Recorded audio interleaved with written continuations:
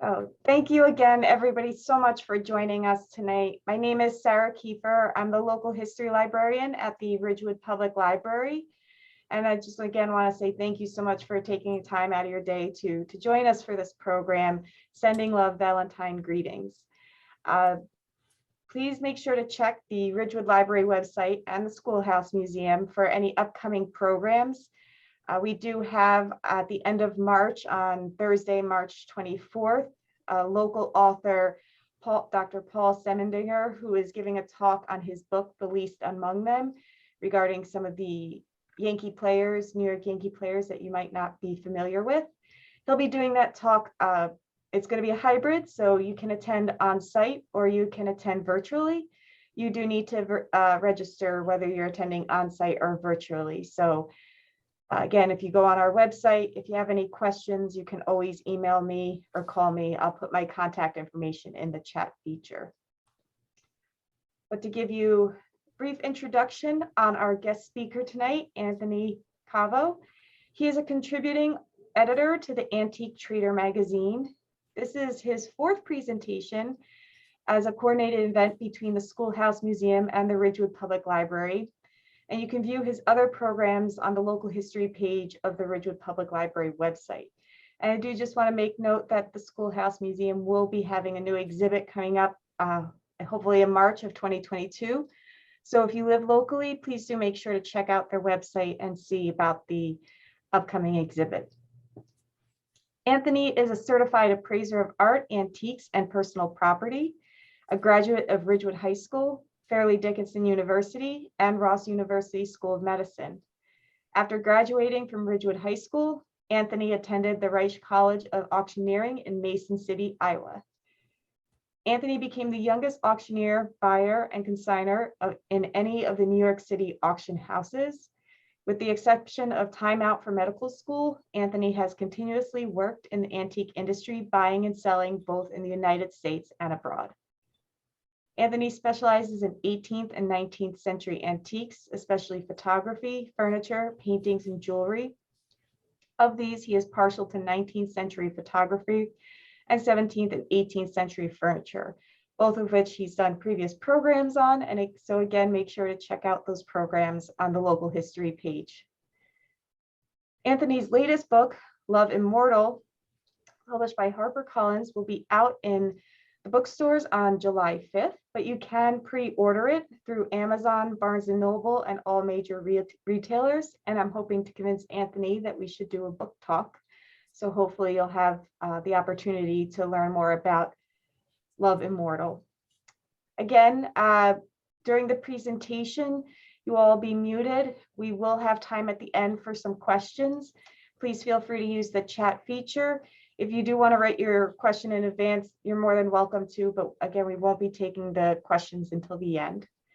So without any further ado, I'll turn it over to Anthony. Hi, good evening, everyone. I'm glad you could join us. As Sarah said, tonight we'll be going through a collection of Valentine cards and Valentine greetings. And in between discussing the different cards, I will throw in some facts about Valentine's Day and the way it's celebrated. We're going to begin with earlier Valentine greetings, which would be the mid-19th century up until about the turn of the century. And then afterwards, we'll get into the postcard era and then mechanical, some later mechanical ones. Right now, the first one you're looking at is from February 14th. The postmark is actually February 14th, 1867. Although Valentine cards began much earlier than this, this is probably the era where you have the most Valentines still existing from the Victorian era. Millions and millions were sent starting in the 1840s. Even before the postal rates came down, Valentines were very popular. It was the 1840 1-cent penny in Britain that made this holiday explode in terms of cards, because people could then send these cards, and more importantly, they could send them anonymously for the first time.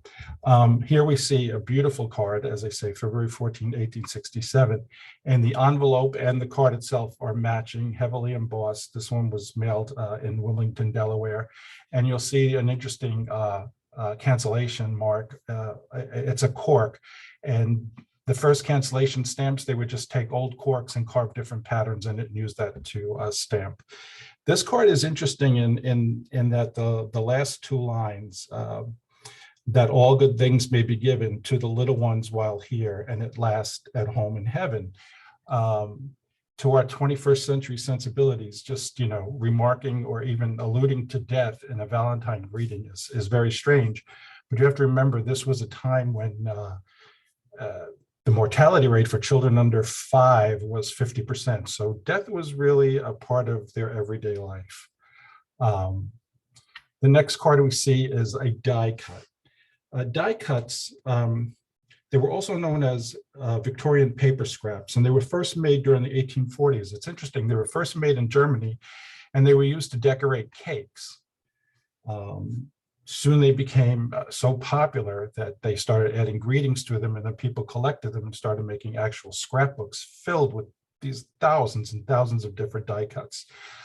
It's interesting, when you lift up the card that you see backing it, underneath the flowers would be the sender's name. So you would simply grab the edge of the flower and lift it up, and you would see the name of the sender. They were pre-printed.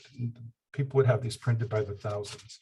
The die cuts are actually very heavily embossed, and then they're called die cut because die is the old name for machine. So they're actually machine cut. They're embossed, then pressed and punched out. And you could go to a local store and just there would be sheets and sheets of these, and you could just punch different ones out and buy, say, 10 for the same a penny. But there's just thousands of varieties. These are all Valentine cards, but they did have them for every holiday. So you can see there is quite a variety of these.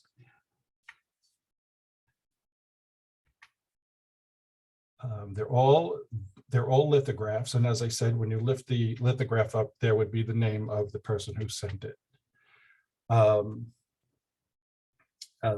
As I said, the word die is the old machine name, name for machine cutting.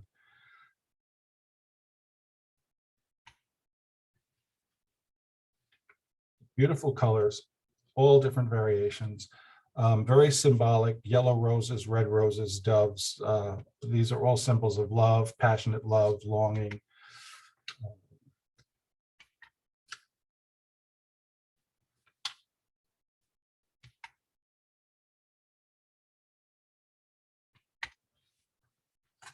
So these were probably the most common ones during the Victorian era, where people would just hand them out to friends.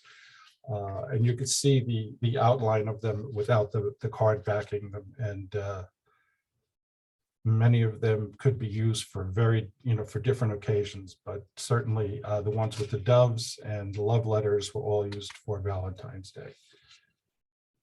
And they could be sent for romantic love or just regards, fondness. During the late 19th and early 20th century, romance found its way into everything. This is a beautiful 3-part calendar from 1907. It's called Love's Adoration. It's not per se a Valentine greeting, but it does suggest the romantic love associated with Valentine's Day. This calendar is very rare. And as you say, it's from 1907, and the 3 parts. Each part had, as the first part would be January to February. And it clearly shows the Victorian idea of romantic love and courtship. And you can see the little Cupid in the background peeping out. This is March to July of 1907. We see the bride, of course, because of June. And then this would be the rest of the year, August to December. And in each one, we see the Cupid in the background. It's interesting because Cupid began as the god of love in ancient Greece, and it was a handsome man, but the Romans took Cupid and turned him into a chubby little boy with wings. He's the offspring of Mercury and Venus, and of course that's where he gets his wings from, Mercury. So there's a lot of confusion between cherubs and cupids and the little chubby kids with no wings that you see in all the old Italian paintings, and they are putti. They're not cherubs and they're not cupids. But we'll be using them kind of interchangeably during this presentation. This here is a very early card. It's 1870, and if you look at the left, there's a satin ribbon at the base of this card, and when you pull on that ribbon, it pops out into a three-dimensional Valentine card with all heavily embossed flowers and crepe paper flowers up in the front. And these are some of the first three-dimensional cards we'll see. This here is a very, very large die cut. It's 18 inches tall. It's called Flowerettes Fair, and the greeting could be in the basket, could be taken off, and they would have a greeting for every different holiday. This was meant to be hung on the wall.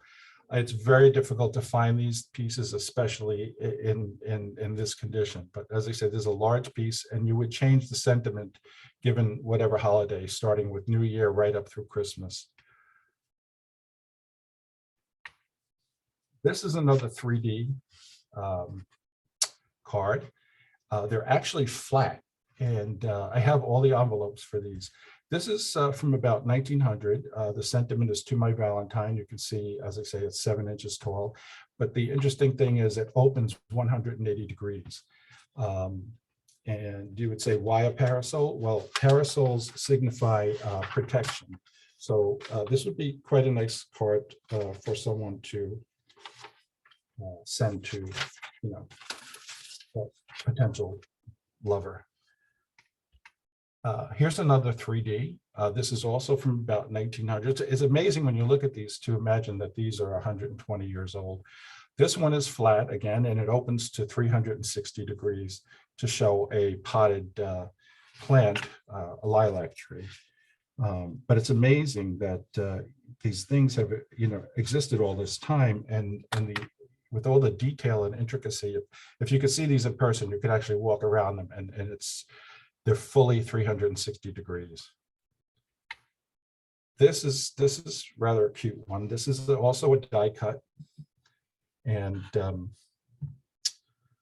she is an easel back. So in other words, this is a very tall card. This is 10 inches tall, and you would send this to someone, and they could actually open the easel back and stand this up in their house. And the colors are vibrant. These are lithographs, and when you see this in person, it has the feeling of depth because the basket is actually applied to her, and she is applied to the flowers behind her. And it's quite a nice little piece. Here's another three-dimensional greeting card. To My Valentine. This is the 1890s. This is kind of like a clamshell. It closes flat, and then when you open it up, you see the depth and all the different. I'll have a picture later where you can see this from the side. You'll note here that there's a four-leaf clover, and they're a very, very popular motif in Valentine's Day because, of course, they're some symbolic of luck and good wishes. This is a really cute card. This is a 3D Valentine of a Cupid riding on a swan. This is flat, but when you pull, you see the ribbon with the heart. When you pull on that heart, the card opens up, and here we have a beautiful three-dimensional Cupid riding a headless swan. We do have the head, but it's not been attached because it has to be done correctly. But the swans were also very, very popular in Valentine cards because they symbolize grace, beauty, love, and loyalty. It's interesting. when you research Saint Valentine, there's a couple of different Saint Valentines that the church celebrates, but there's a lot of confusion around Saint Valentine as well. But the Saint Valentine of Rome reportedly ministered to Christian prisoners who were imprisoned because of their faith, and he supposedly ministered to them and performed marriages.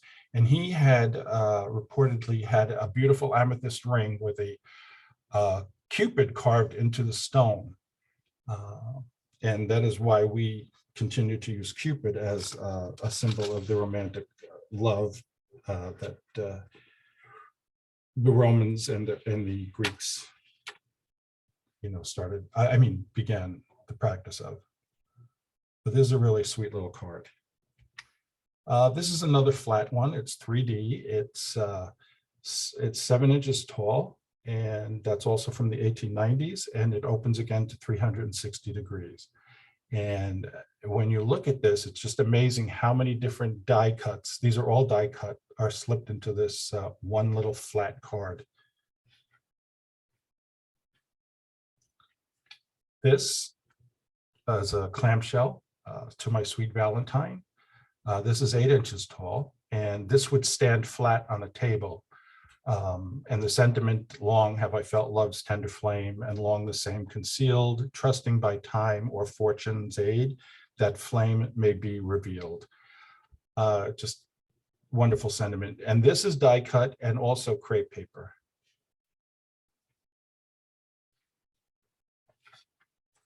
This is a very unusual Valentine greeting. It's written on the back for Valentine's Day. It's a crescent moon, and it's made of silk, satin, and a heavy embossed card, Lilies of the Valley. It's trimmed in crocheted lace. It was quite fancy, and it was meant to hang on a wall. And the moon has been always used as a symbol of constant love. This is a really sweet one. This again is a large flat card. You can open it up and it will stand on the table. And when you grab the heart suspended on the right, you pull it over, and you have this 3D tree in crepe paper, honeycombed crepe paper. These cards had little latches that you could latch onto the back, and they would stay open so that you could display them on your table. This one here is To My Sweet Valentine, and the sentiment is, you can't really see it well, but it's, oh, think of me when morn is gray, the trembling light will turn to day. Oh, think of me when day is high, you are the sun that lights my sky. So again, it's, very romantic kind of notion. This card is about 120 years old. It's in wonderful condition. Here we have a pretty interesting one. We see a woman reading a love note with Cupid looking over her shoulder. This also is a 3D card, and it's meant to stand on a table. It's quite tall, 10 inches. And the next picture will give you an idea of the depth. When you actually look into it, you can see the hearts at her feet. This is all honeycombed crepe paper and die cut. You'll see the forget-me-nots in the basket at the top. We're going to see forget-me-nots all night long because they symbolize true love and respect. And baskets filled with anything symbolize abundance. This is called Messenger of Love. This also was meant to hang on a wall. It's flat, and the interesting thing is when you pull a silk string at the front, this is what the back looks like, but you can see a silk string attached to it. And when you pull that silk string, the belly of the mandolin pops out, bright red honeycomb.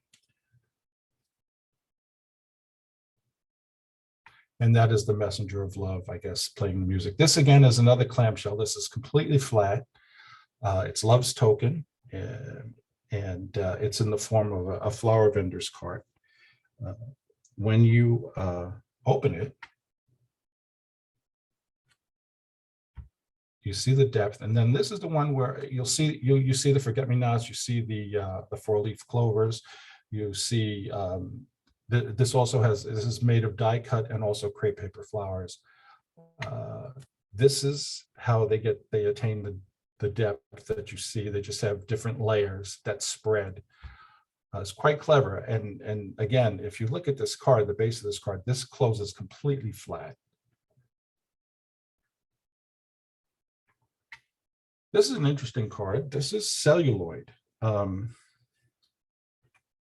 Celluloid is basically an artificial plastic. It was called French ivory, and it even has some of the lines that you might see in ivory. But this is interesting. This was meant to hang on a wall, and the person signed it on the back.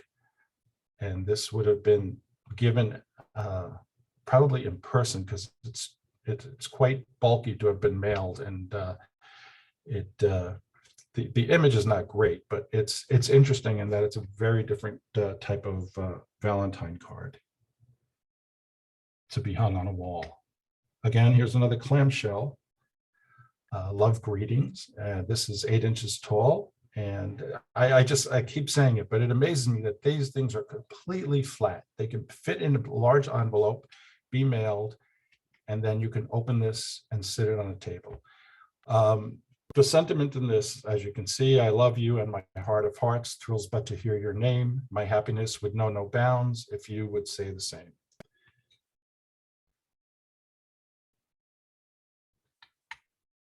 This is an earlier Valentine greeting. This is made out of cardboard, die cut, and crepe paper flowers. It's called Cupid's Message. And the interesting thing is the chains that you see hanging, suspending the bucket of hearts, are actually chains. It's probably from the third quarter of the 19th century. So say, 1850 to 1875, more toward the 1875 era. But here you'll see forget-me-nots, you'll see all different types of flowers in this one. But it's fascinating, again, that these are so intricate, and yet you could just fold them flat and put them in the mail. This is quite a nice one. This opens 360 degrees. I'm not sure what it's meant to be, if it's meant to be a lighthouse, but it's the crepe paper honeycomb, die cut flowers, and doves. And again, this is high, this is tall, 8.5 inches. It opens 360 degrees. And you would sit that on your table. I'll show you a couple of close-ups of this just to show you the detail and how beautiful it is.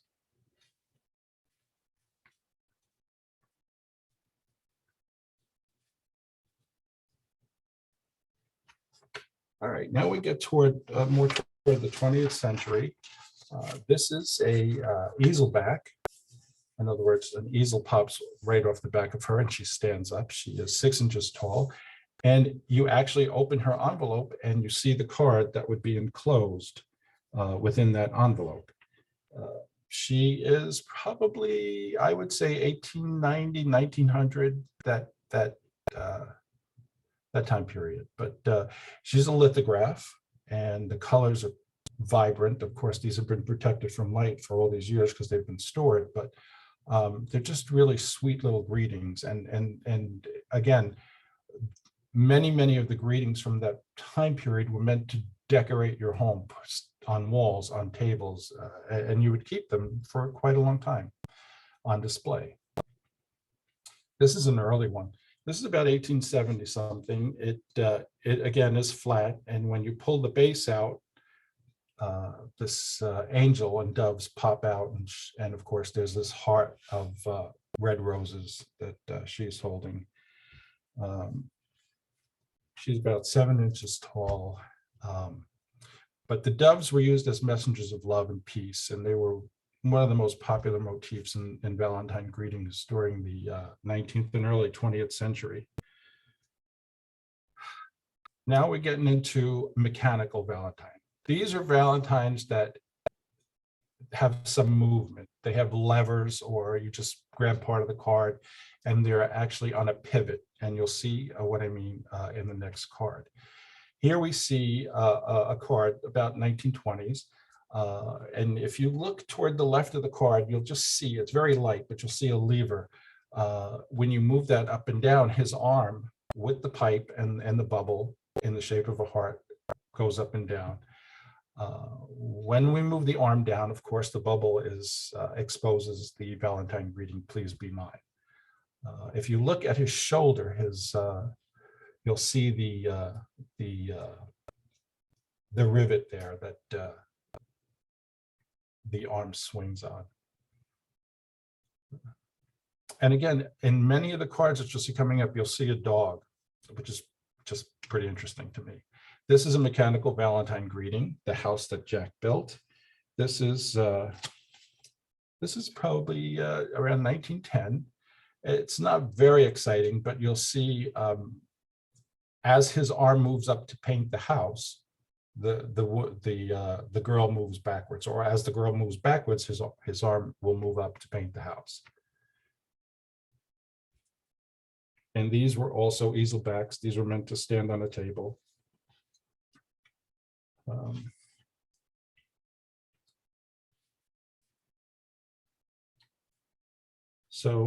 Let's just see. This one here is, this is pretty cute. She swings in for a kiss, and of course the fan hides the kiss. And the sentiment is, "I know the way you look at me. You like this heart of mine. And as this is Dan Cupid's day, I'll be your Valentine." Dan Cupid was a cartoon character that originated around 1902. He was a rogue Cupid, and he shot arrows willy-nilly to cause havoc and to cause, strange couples, mismatched people to fall in love. He was a prankster, and he can make a person fall in love with anything. He could shoot an arrow at a tree and make someone fall in love with the tree. So he was quite a character. We don't really hear anything about Dan Cupid anymore. I guess his pranks probably made him not so popular. This one here is pretty cute. She's an easel back. She's tall. She's meant to stand on the table, and her eyes move, and that's it. After she gives her Valentine the card to the one I love, then she gets coy and she shyly closes her eyes. A lot of these cards are just very sweet. The imagery that you'll see in many, many cards involve children.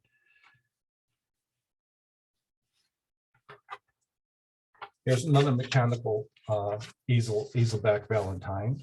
It's probably by Grace Straighton, who drew figures like this with the big eyes. She was the one who introduced us to the Campbell Soup Kids around in 1905, 1910.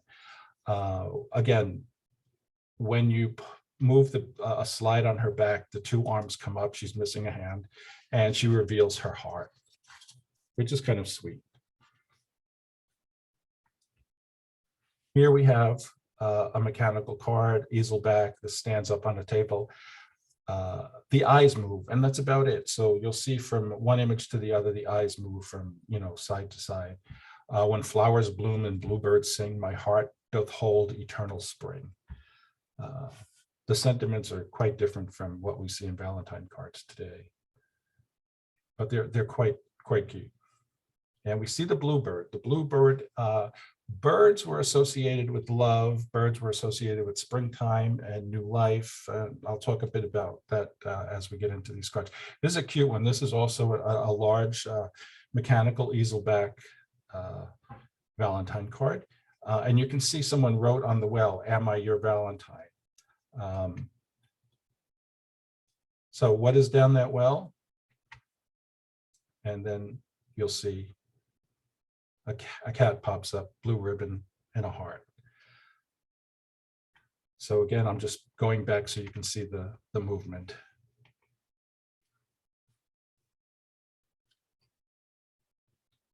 This is not so exciting. The only thing that happens on this card from the 1940s is his arm moves to spray the love bug.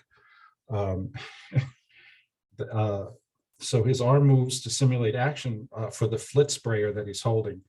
And the sentiment, the love bug bit me, and and plenty too. So now I'm hoping he'll bite you, my Valentine. So these mechanical cards were popular from the probably around the turn of the century until the 1950s. Here's another one. This is 1940s, where when you see the lever on the left with the heart on it, you can slide it up and down to reveal his girlfriend safe within his heart. I'll lock you safe within my heart and throw away the key, for we're some combination, just you and me. Although why he would need a combination and a key on the same lock, I have no idea, but it's just another easel back meant to be displayed in your house. There's a cute card. This is a mechanical card. This is a very large easel back card, and it's about 1900. It is the card itself is stamped February 14th. You can see on the bottom. And in this card, we see the bluebirds in the upper left-hand corner, and they appear to be kissing. Bluebirds were a symbol of hope, love, and renewal. And they're going to be a recurring theme in the Valentine cards that we're going to be seeing tonight. So you'll see many bluebirds. But this is cute because as the sailor goes in for his kiss, he covers it up with his cap. So there we go.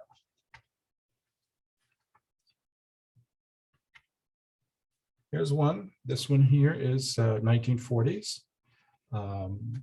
We have a stenographer, and she's taking notes, and he's saying, please put this down and get it right. I love you with all my might. And he pounds the desk for emphasis.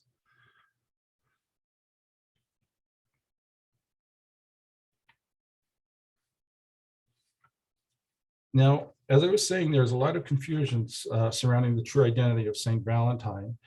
And there was so much confusion that the Catholic Church has discontinued liturgical veneration of him since 1969. But his name does remain on the Catholic Church's list of officially recognized saints.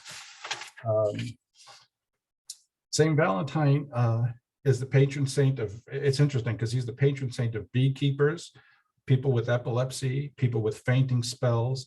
He's also considered patron saint of travelers, patron saint of people with the plague, and also engaged couples and happy marriages. So Saint Valentine covered he was very busy saint.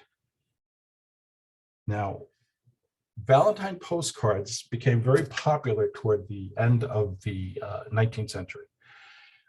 Prior to 1907, that's why we're separating these into pre-1907 and post-1907. Prior to 1907,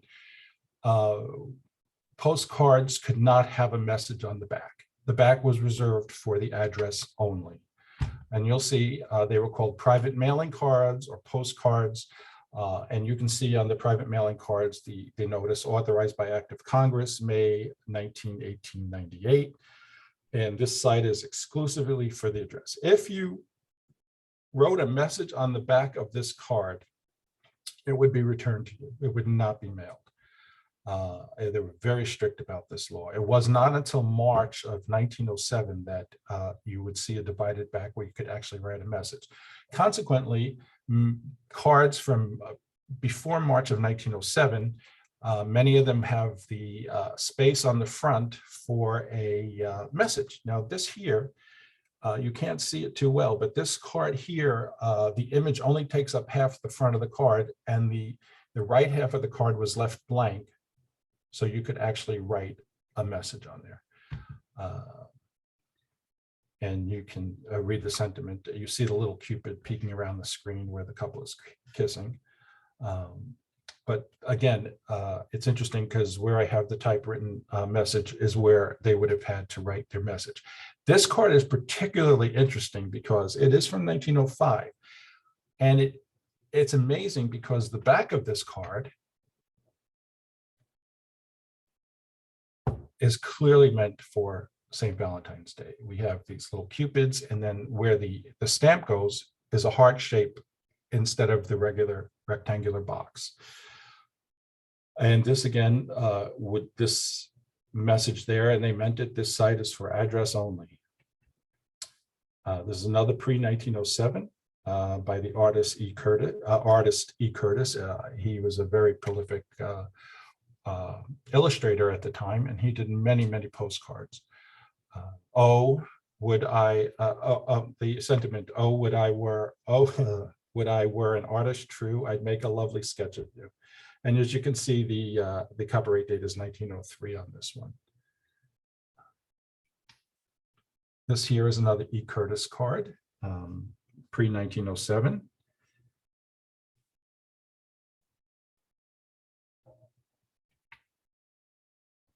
My Heart Is All For You, another pre-1907. This is made in 1906, but these were all postmarked before March 1907. These are all no message on the back.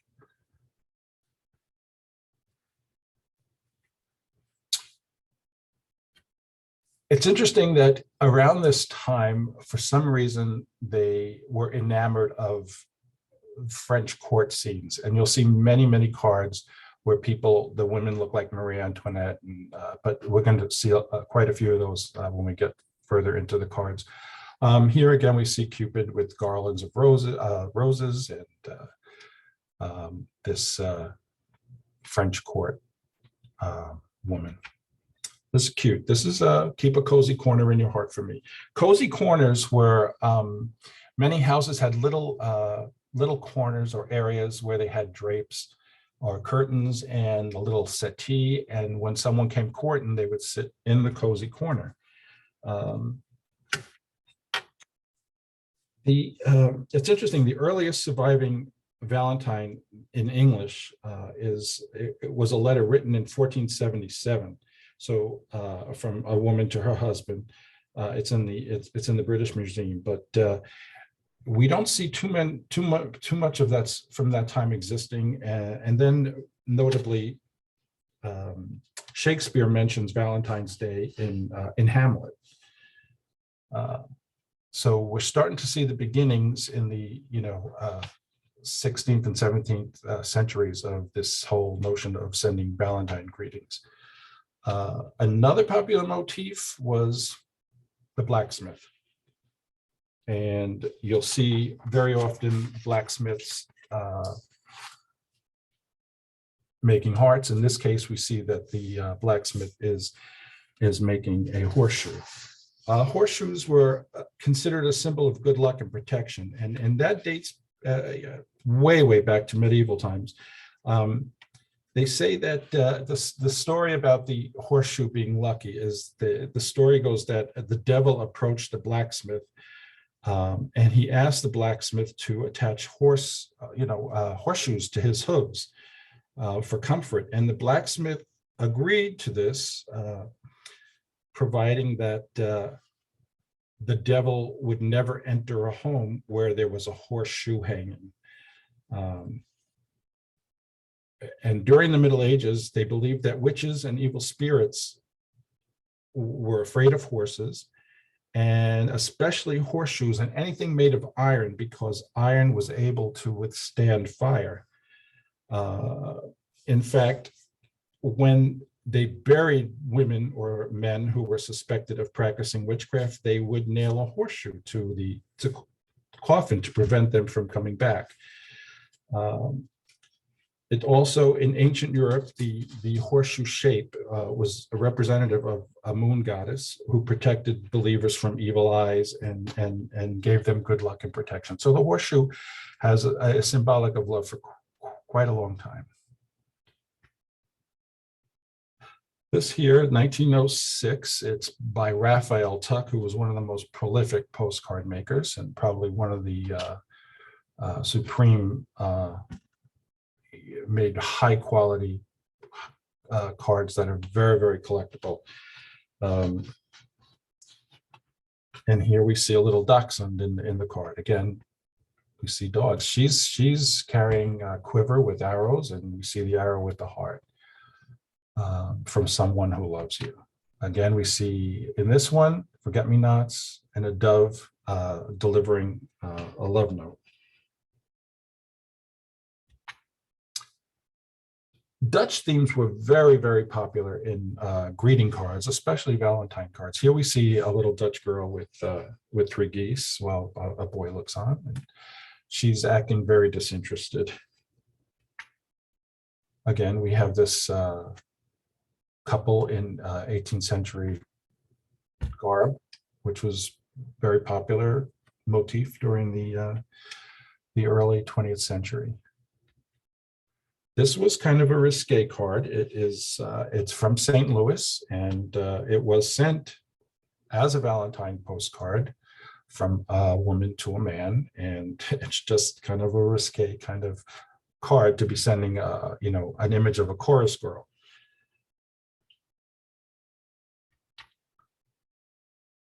This here is also pre-1907. Not all Valentine cards are romantic. In fact, at the end here, I'm going to show you some cards in a category that most people had no idea existed, because we do not have these types of Valentine cards today.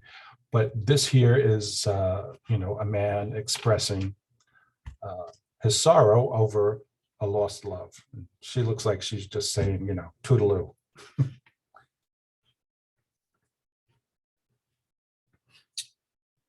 So the image only takes up part of the front of the card because the right side was meant for a message, but I suppose the message that's on the card says it all. These are cute. These with little kids popping through the blackboard. It's kind of funny because when you think about this, you see how much the young girl has to say, and then the little boy, of course, is just be mine. I just find that humorous. She writes, here's to the one and only one, and may that one be he who loves but one and only one, and may that one be me. And he just says, be mine. O queen of cooks, your comely looks and dishes, how they stir me. Here we see this young girl stirring. This is also Raphael Tuck and Son. This is a 1903 card. You are the best one on my vine. Well, okay. You are the apple of my eye. So Valentine greetings, they used flowers, they used fruit, they used vegetables, they used cupids, birds. So here we see you are the apple of my eye. It's quite a cute card. This is interesting because this card, I have this card as a Christmas greeting, as a New Year greeting. So they made generic cards and then they just put their sentiment on. To my Valentine, and it just doesn't look like a very romantic, it looks kind of cold and uncomfortable. Here we see again the 18th century garb that they were so enamored with. And then we get to the Golden Age of Postcards. This would have been a period from 1907 to 1915, 1917. And this was the time period where you could write a message on the back of the card along with the address.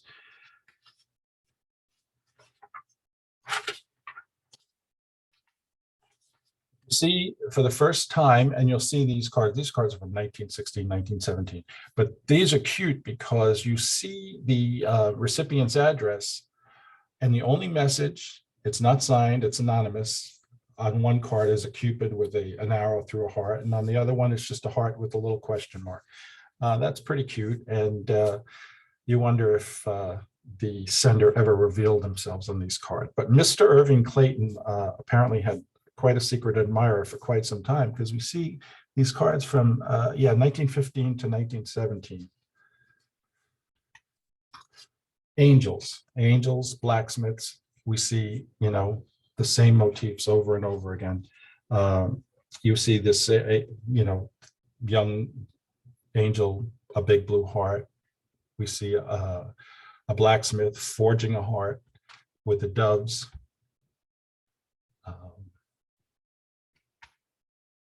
Then we have Sweet little greetings. A heart like this means endless bliss.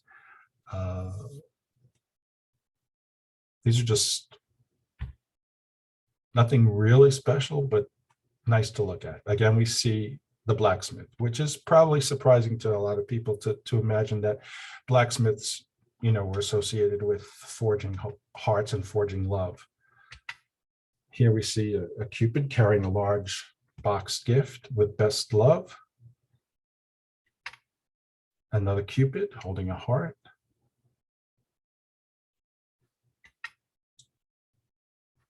This is a pretty interesting one. It's a Cupid in a chariot filled with forget-me-nots pulled by two doves. These are all in the 1907 to 1912 period.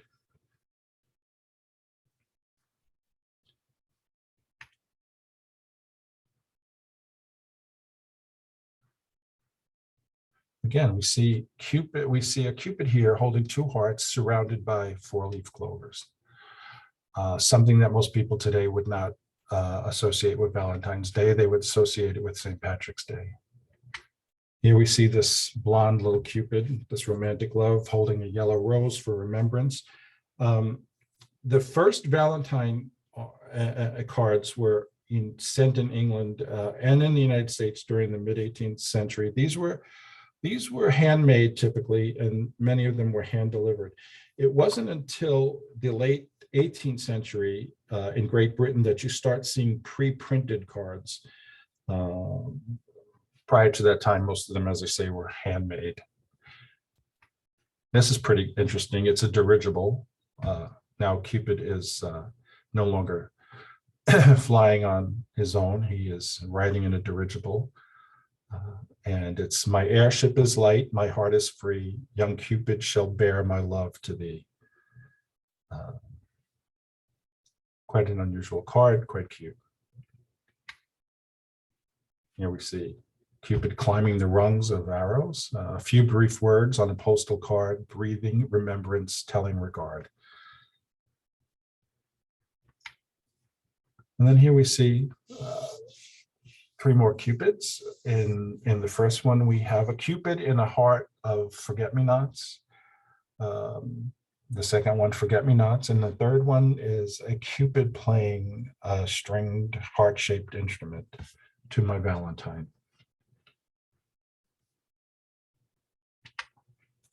This is interesting. This is, excuse me, doves pulling a beautiful little girl on a lily pad. I have no idea what the significance of the fishes are, but again, we see the forget-me-nots and roses. Pink and red roses were for passion. Here's a nymph, token of love.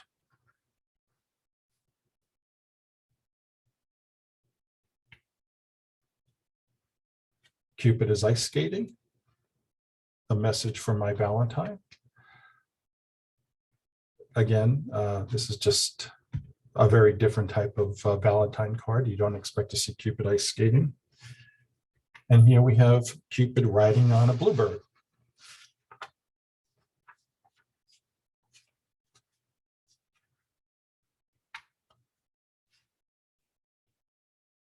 Love's token, simply just roses, lilies of the valley, a Cupid, and then we have a sailor Cupid. Anchors were, interestingly, a symbol of hope, strength, and steadfastness. So I suppose, for Valentine's Day, a symbol of steadfastness would be quite appropriate. And he's saying, I think I'll anchor right here. Then we have a band leader who's not aware that Cupid has him in his sights. And he's saying, I'd be mighty happy and forever would feel fine if you'd promise truly that you'd be my Valentine. This is about 1907, this one. Then we have the first one I've seen as a Christmas card. I've seen that as a New Year's card. In this case, they have Cupid on a sled blowing a horn, to my Valentine. And then we have Cupids practicing their art. And then we have Cupids carrying basket of roses and hearts. Here we have, this always reminds me, when I see this card, I just think of Moses and the reeds, but here we have 3 Cupids finding a basket full of hearts in the reeds. This is about 1907. Loving greeting. After a while, you're just seeing Cupid after Cupid after Cupid and doves, but you know, this is what these cards, the motifs were. Yellow roses were for remembrance. A little further on, it's interesting, you'll see yellow hearts, and I'll talk about that when we get there. But here we have, you know, doves and Cupids carrying hearts. Again, little Cupids.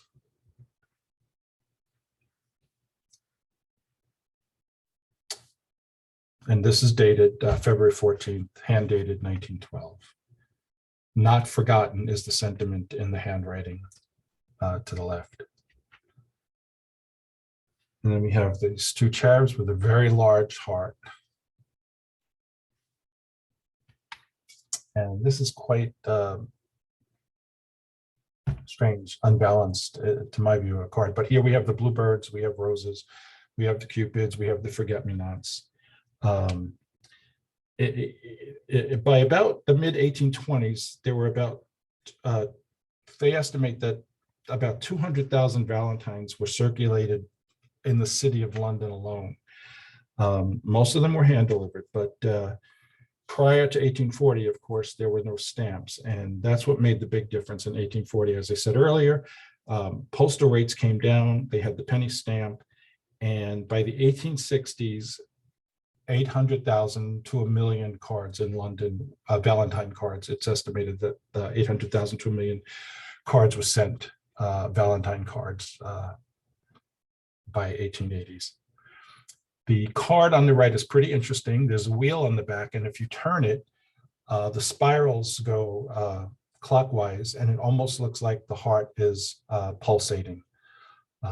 And then that's a mechanical card, and that's quite early and quite rare. That's about 1907.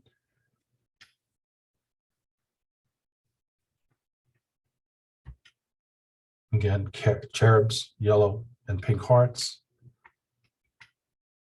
We have angels hugging. Many of these cards are dated by the postmark on the back.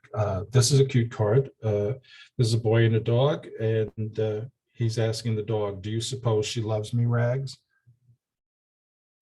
And you'll see next to the dog's like initials. Many of these cards were signed by the illustrators.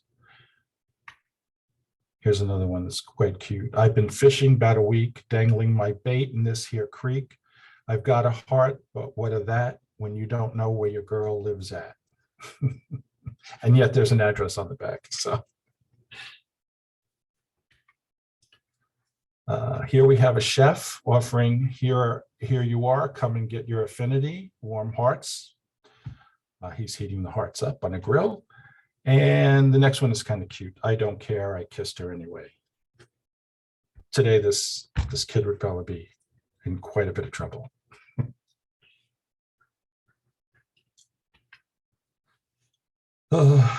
This one here, the sentiment, "I wish you'd take this, you know why, but I can't turn around because I'm pretty shy." And then we have, again, another sailor surrounded by forget-me-nots. And we have another kid in the chalkboard. "You can have these flowers if you be my steady."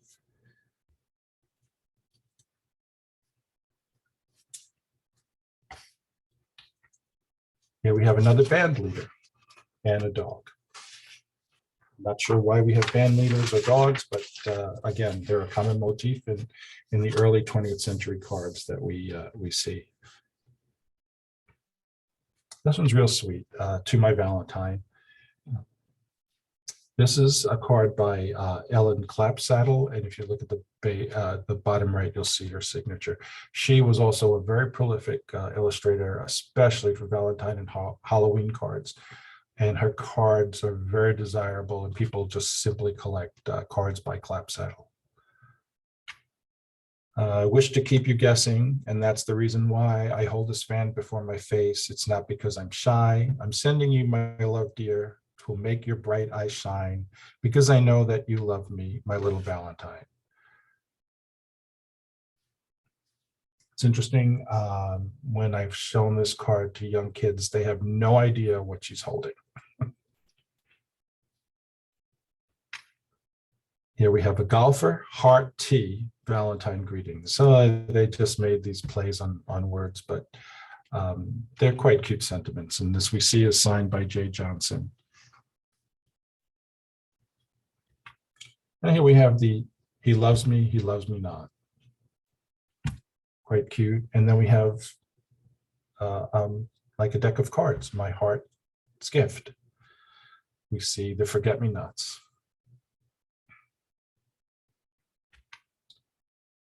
This is a cute little one. I'm not blind, for well I can see. As a Valentine, you look good to me. In the card on the right, you're too late, I'm took. I want you to look at this girl holding the dog, because it's interesting that they would take these illustrations and use them on very many different cards, even for different holidays. So we see this girl here with the dog, and in the next image, you're going to see, here she is again in a different card. It's awful being in love. And then we see her again. Although my heart, the lady has, I greatly fear, she wants to keep it only as a souvenir. So it's, I'm just going to go back again so you can see the same girl appears in 3 different cards. And it's the same fellow, but in a different outfit. So it's not unusual to see postcards with the same images for different holidays, or even existing on different cards with other characters. In the mid-19th century, manufactured Valentine cards gained popularity in America because even though they were mostly popular in Great Britain very early on, it was the American technologies that made these cards more elaborate and mass-produced more cheaply. In the United States, the first mass-produced cards were started in 1849, interesting enough, by a woman named Esther Howland of Worcester, Massachusetts. Right now, the US Postal Service approximates that there are about 190 million Valentine cards sent in the US alone every year. This is another really cute card. I'm tickled to death to see him. These illustrations are really cute. They're very sweet, but she's tickled to death. Grace Wiedersheim, again, she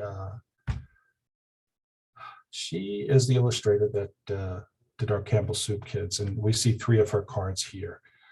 The first card we see is a little Cupid crying, and he's holding a plant, a bleeding hearts, which is actually a plant. It looks quite like that. And you'll see a couple of those bleeding hearts in the cards as we go through them. But these characters you are instantly recognizable as Grace Wiedersheim's. When I think of you, I have to smile, and I think of you every little while. These are just cute little sentiments, and these would be sent by adults to each other, children to each other, mothers to children, fathers to children. And they're just all very sentimental and very sweet. This is a sweet card. They're eloping. You see her little sack of clothing, and he's helping her over the fence, and there's a little dog with them.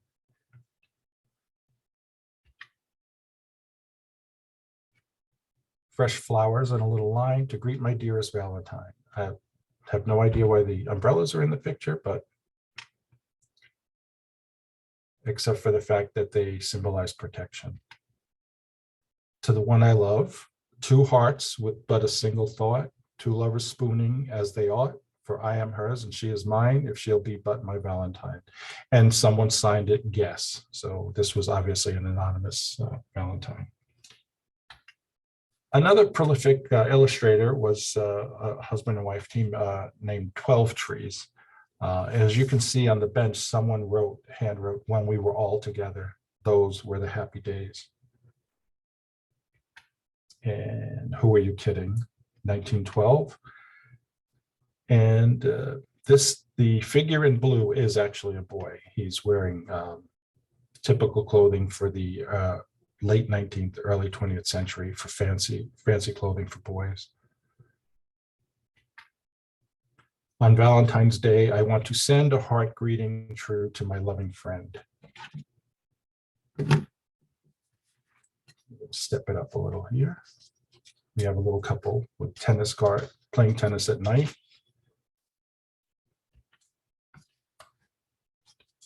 To my loving friend. To my Valentine.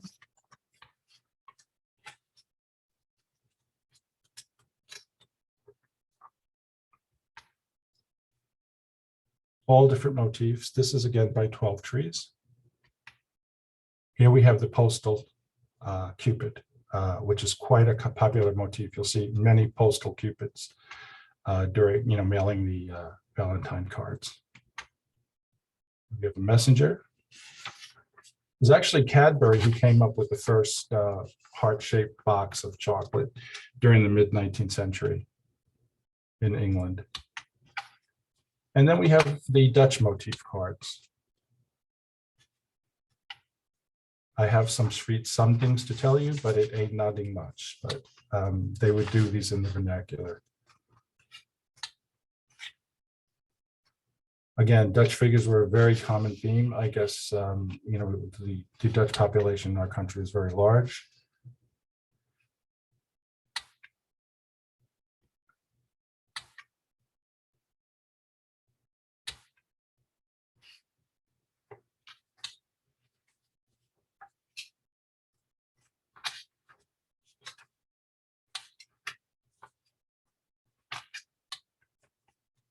Here we have two couples and someone in the middle without a Valentine. And the kiss was a very popular motif. The center one is a real photo, hand-colored. These were real photo postcards. But again, the kiss motif was very popular on Valentine greetings.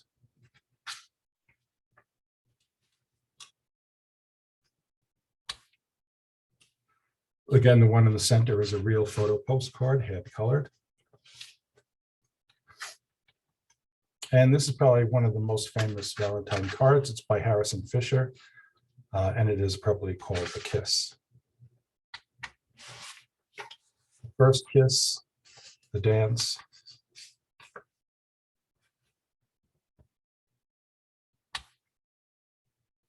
And these are cards expressing longing. We see these. Someone writing a Valentine greeting. And the card to the right is kind of nice. This finish will be all right.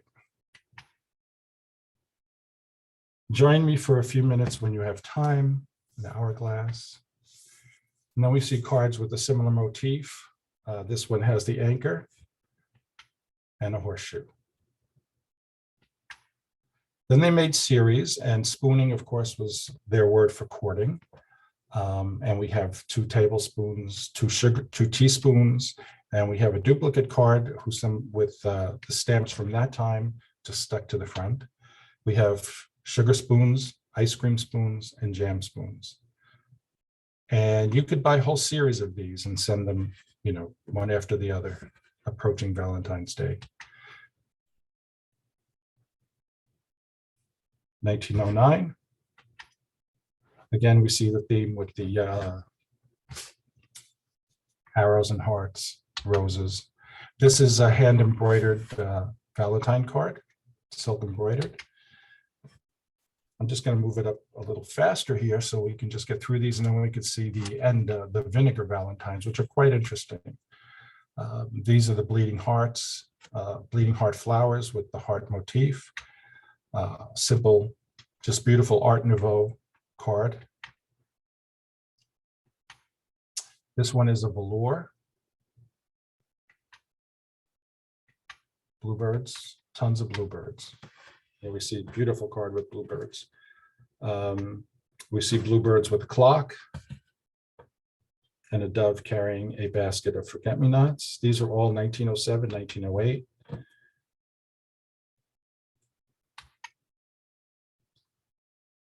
Pigeons were a symbol of fertility, prosperity, fortune, luck. So you do see these on Valentine cards. And then women. Women were a very popular motif. And we see a variety of women in different poses within hearts. Many, many, many Valentine greetings from the early 20th century depict women in heart-shaped cartouches. This one is actually beaded. The flowers are all beaded.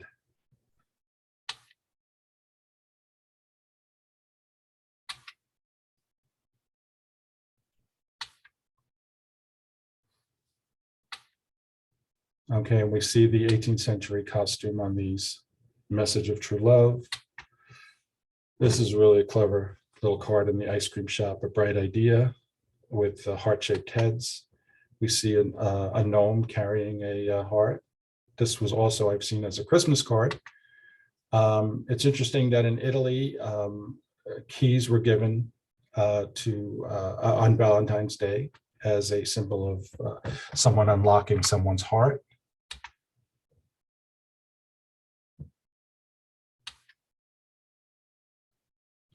And this one's just simply a greeting. But I think we're coming now. This is a very interesting card. This is your eyes are like twin saucers bright when your fond lover comes in sight. The artist on this one was, he drew these, he did these illustrations in all these bright colors and these anthropomorphic cats.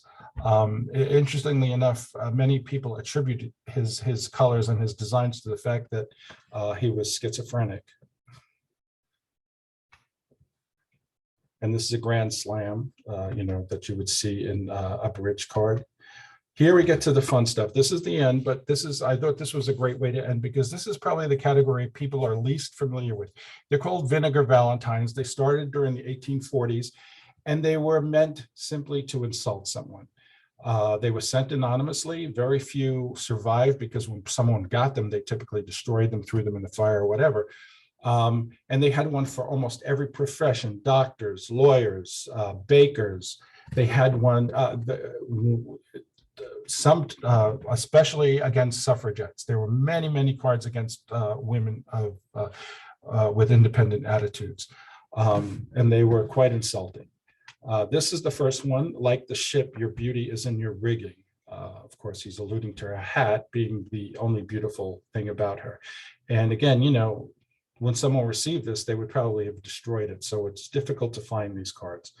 To my Valentine, she's holding a lemon out to him. 'Tis a lemon that I hand you and bid you now skidoo, because I love another, there is no chance for you. I mean, that's not exactly the kind of greeting you want to get on Valentine's Day. This one here is to a suffragette. Your vote from me you will not get. I don't want a preaching suffragette. And this is from 1912. This is kind of insulting, well, very insulting, actually. You think yourself a picture, you are a sketch and paint. You work for hours before the glass to look like what you ain't. A masher, a lot of people don't know today what a masher was, but a masher was a man who constantly bothered women. He would follow them, he would make propositions. And this one here, to mash is his one vain delight. He does it from morning till night. Oh, that someone might choose to give him his dues and mash his nose clean out of sight. And this would be sent to somebody who, was a masher. The vamp. You roll your bold magnetic lamps. On each new man, your eye is bent, but you would make a bigger hit inside a circus tent.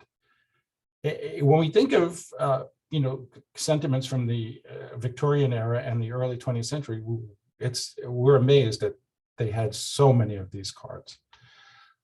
This is a depiction of a frozen heart. We see the plunging thermometer, and its sentiment is, "Dear, I don't see how you can live in such a cold place." So they're sending this to the person's heart.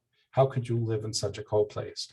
And this is the final card, just a gentle hint of, you've had your day, my dear. Remember your age if you can. People can see without looking your mutton dressed as lamb. Amazing. So that's the end of the cards here. I don't know if we have time for questions. I'm sure I went over time. Sarah, do we have time for questions? Yeah, we have a couple questions here. I'll start with Justin asked, are these Valentines from your personal collection or are these in the museum's collection? These are all mine, yes. Yeah. And Justin, yes. It was difficult. I have trouble cutting down because there's so many and it's so difficult for me to choose which ones to include. But yeah, they're all mine. Okay. And she also asked if it'll be available on YouTube. I'll be making it available on the Ridgewood Library website under the local history page. So, and then another question we had was, why could the cards only be sent anonymously after a certain date from Stacy? Oh, it's not that the cards had to be sent anonymously. Prior to March 1907, postcards, you could not write a message on the back of a postcard. You could put it on the front of the postcard. You could put your name on the front of the postcard so they knew, who sent it. So no, it didn't have to be sent anonymously, but you certainly could not write on the back of a postcard any message at all, not even your name. So you would have to put that on the front. The cards, a lot of cards were sent anonymously only because the sender wanted to tease the recipient and make them guess who sent it. And then, of course, the Vinegar Valentines were sent anonymously because you did not want the person to know you sent this card, insulting them. Okay. And so were there no return addresses with them? In the Follow-up early question. cards that you saw, I'm sorry? It was a follow-up question to the one before. Yeah, in the early Valentine cards, yes, there were return addresses because they had envelopes. In the postcards, no, there were not return addresses. The only address was the recipient's address before 1907. And on the back, after 1907, you could write a message and certainly put your address in the message, but there was no room on postcards for a return address. No. Okay. And then do you have a handout for this lecture, or I just had another person ask if you had a handout. Yeah, no, I just, just what I had to say, that I didn't have a handout per se for this. Okay. Does anybody have any other questions?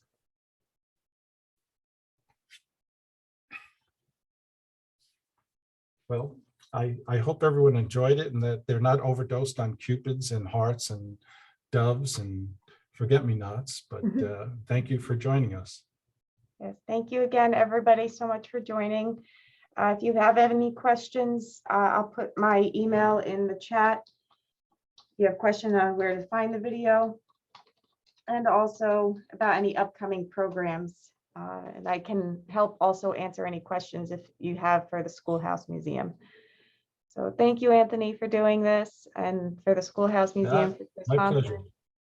Oh, I'm sorry, I have two people with their hands raised, so let me. Sure. Karen, did you have a question?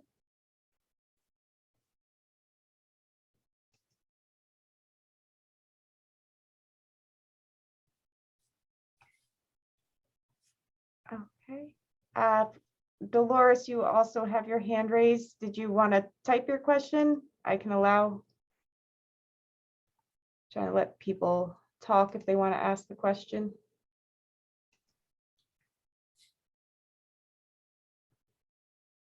Okay. So lastly, Justin, did you? Okay. How do you preserve your cards? They're all folded in acid-free paper and acid-free boxes. Okay. Many of these cards especially the 3D ones, all came from a store in Bayonne, New Jersey. And the store had a fire around the turn of the century, and everything was moved up to the attic while the store was renovated, and nothing was moved back down. So it was a bonanza of not only just Valentine cards, but of anything you might see in a store at that time. And Justin, did you have a question?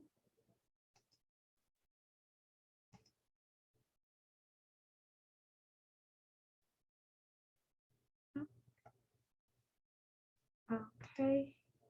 All right, sorry, it showed your hand as raised. Okay, well, if nobody has any other questions, again, thank you for coming. And hopefully we'll see you at another event sometime soon. Everybody stay safe and healthy. Good night.